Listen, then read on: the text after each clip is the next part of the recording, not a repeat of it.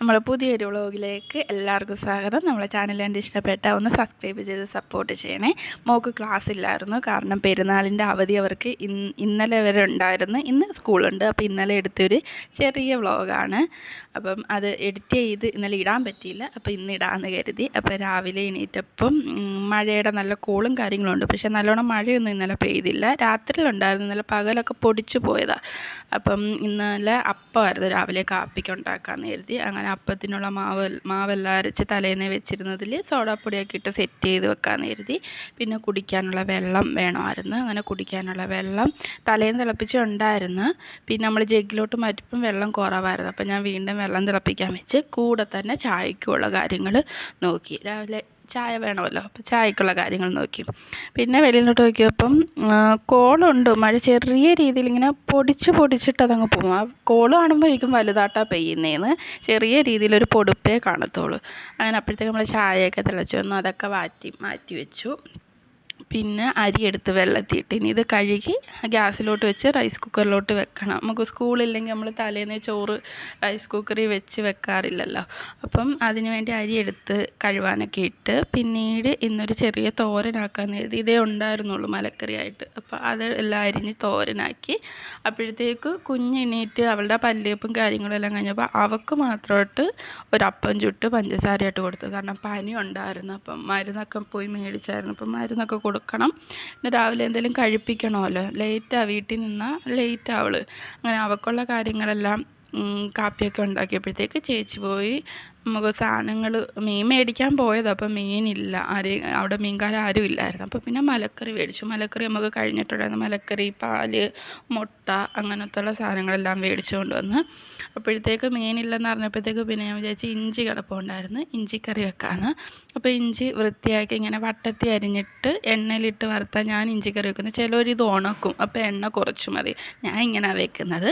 അതിനോടൊപ്പം തന്നെ ചെറിയ ഉള്ളി എടുക്കും, ഒരിച്ചിരി തേങ്ങ എടുക്കും. ഇത് മൂന്നും വറുത്തിട്ടാണ് ഞാൻ ഇഞ്ചിക്കറി വെക്കുന്നത്. ആ സമയം കൊണ്ട് ചേച്ചിയമ്മയും മോളും കൂടി മലക്കറി എല്ലാം എടുത്ത് അടുക്കി പറക്കി കവറിലാക്കി ഫ്രിഡ്ജിൽ സെറ്റ് ചെയ്ത് വെച്ച്. അപ്പോൾ ആ ജോലി അങ്ങനെ അങ്ങ് പോയി, അവർ രണ്ടുപേരും കൂടെ ചെയ്തത്. പിന്നെ നമ്മൾ ഇഞ്ചി മൂത്ത് കഴിഞ്ഞപ്പോഴത്തേക്ക് ഞാൻ ഉള്ളി ഇട്ട് മൂപ്പിക്കാനായിട്ട്. മൂത്ത് വന്നപ്പോൾ ഇഞ്ചി ഇത്രയേ ഉള്ളൂ, മറ്റേത് ഇട്ടപ്പോൾ കുറച്ചുണ്ടായിരുന്നു. മൂത്ത് വരുമ്പോൾ അത്രയേ കാണത്തുള്ളൂ. അത് മതി, പിന്നെ ഞങ്ങൾക്കത് മതി. പിന്നെ ആ എണ്ണയിലോട്ട് തന്നെ നമ്മൾ ആദ്യം ഒഴിക്കുന്ന എണ്ണയിൽ തന്നെയാണ് ഈ ഇഞ്ചിയും ഉള്ളിയും തേങ്ങയും എല്ലാം ഞാൻ വറുത്തെടുക്കുന്നത്. ആ ഒരു എണ്ണയിൽ തന്നെ, ആ എണ്ണയിൽ തന്നെയാണ് പിന്നെ താളിക്കുന്നത്. ഇതെല്ലാം അരച്ചെടുത്തിട്ട് അങ്ങനെയാണ് നമ്മൾ തേങ്ങയും എല്ലാം വറുത്ത് വെച്ചു.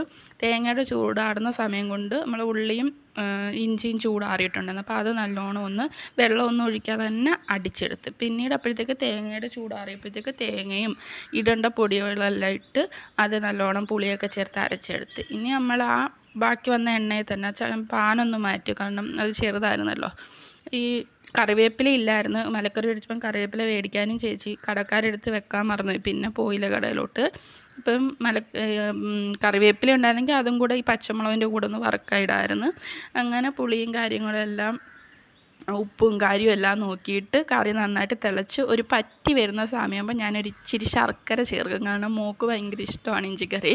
അപ്പോൾ അവൾ നല്ലോണം അത് കഴിക്കും. അപ്പോൾ എനിക്ക് പേടി, എരിയല്ലേ സാധനം, ഇഞ്ചിയല്ലേ, ഇഞ്ചി നല്ലതാണ്, എന്നാലും അമിതം ആവുമ്പം ഒരു പേടിയുണ്ട്.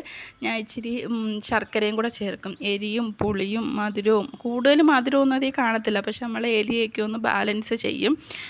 ഞങ്ങളങ്ങനെ അങ്ങനെയാണ് മോള് ആയതിനു ശേഷം പിന്നെ അങ്ങനെയാണ് വെക്കുന്നത്. ഒരു ഇച്ചിരി ശർക്കര ഇടും. ശർക്കര ഇല്ലെങ്കിൽ പഞ്ചസാര ഇട്ടാലും മതി, പക്ഷേ ഏറ്റവും നല്ലത് ശർക്കര തന്നെയാണ്. പിന്നെ ആ പാത്രത്തിൽ തന്നെ ഒരു ഇച്ചിരി ചോറിട്ട് ഞങ്ങളെല്ലാവരും കൂടെ ഒന്ന് ഒരു വാ ഞാനും ചേച്ചി നിന്ന്, ബാക്കി പിന്നെ കുഞ്ഞിന്, അവൾക്ക് ഭയങ്കര ഇഷ്ടം ഇഞ്ചിക്കറി, അവൾക്ക് കൊടുത്ത്. കാരണം നമ്മൾ കല്ലിലൊക്കെ ചമ്മന്തി അരച്ചിട്ട് കല്ലിൽ ചോറിട്ട് തിന്നുന്ന പോലെ ഈ പാത്രത്തിൽ ചോറും, അത് വേറൊരു ടേസ്റ്റാണ്. പിന്നെ കിച്ചണൊക്കെ വൃത്തിയാക്കി എല്ലാം ചെയ്തു. അപ്പോഴത്തേക്ക് അരി എടുത്ത് റൈസ് കുക്കറിൽ നിന്ന് എടുത്ത് തിളയ്ക്കാനൊക്കെ വെച്ച് ചോറൊക്കെ റെഡിയായി. മഴ ഇങ്ങനെ വന്നും പോയി നിൽക്കുന്നു. അപ്പോൾ ഞങ്ങൾ വിചാരിച്ച് ഉച്ചയ്ക്ക് ചോറ് കഴിക്കാമെന്ന്. എന്നാലും ഒരു 2 മണി 3 മണി അങ്ങോട്ടായെന്ന് തോന്നുന്നു ഉച്ചയ്ക്ക് ചോറ് കഴിച്ചപ്പോൾ. അപ്പോൾ നമുക്ക് ഇന്നുള്ള കറികൾ ഇതൊക്കെയായിരുന്നു: ചോറ്, തോരൻ, ഇഞ്ചിക്കറി. അപ്പം നല്ലതായിരുന്നു. ആ മഴയും പൊടിച്ച് നിൽക്കുകയാണെങ്കിലും കാലാവസ്ഥ മോശമായിരുന്നു. സൂപ്പറായിരുന്നു ഊണ്. അപ്പോൾ ഇത്രയേ ഉള്ളൂ. ബൈ.